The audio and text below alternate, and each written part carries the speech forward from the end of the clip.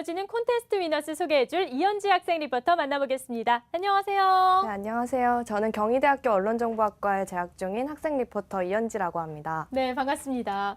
오늘 소개해주실 공모전 수상자 어떤 분인가요? 네, 제가 오늘 소개해드릴 수상자는요. KTNG 상상유니브에서 주관하는 상상마케팅스쿨에서 무려 북서울 대표팀으로 출전하셔서 최우수상을 수상하신 이유재 학생입니다.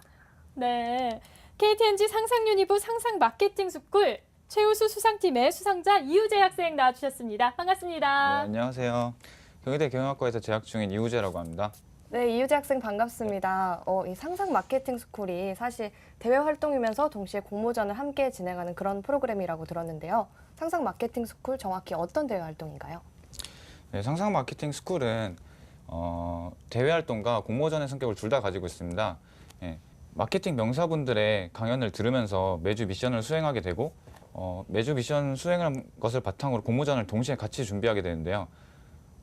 공모전을 준비하는 기간이 끝나면은 지역 예선을 거쳐서 지역에서 한 개의 대표팀이 선발돼서 전국대회에 나가서 그 전국대회에서 이제 다른 지역 대표팀들과 경쟁을 하게 됩니다.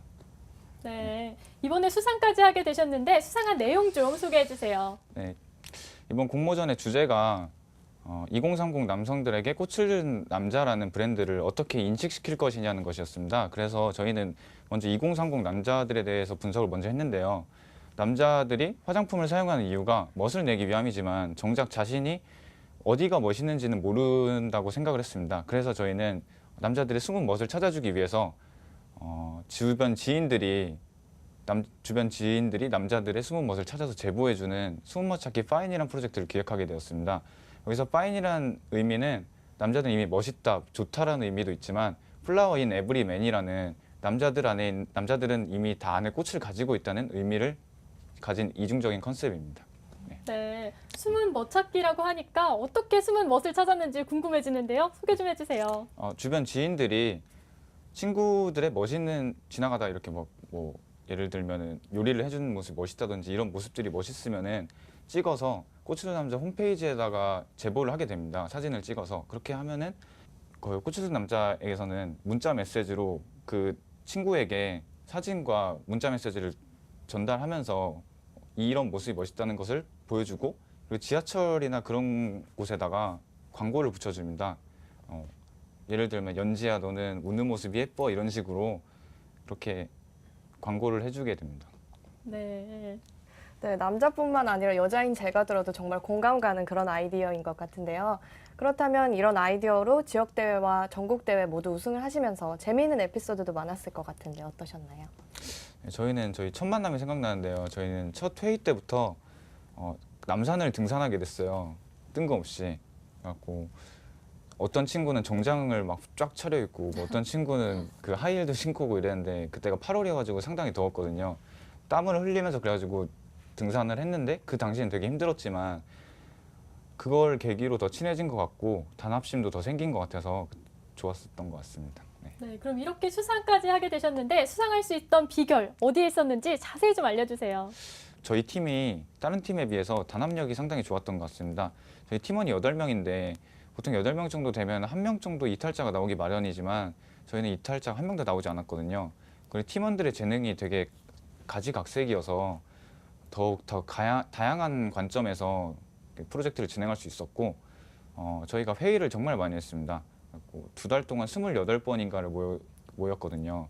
이런 것들이 수상하게 된 원동력이 아닌가라고 생각합니다.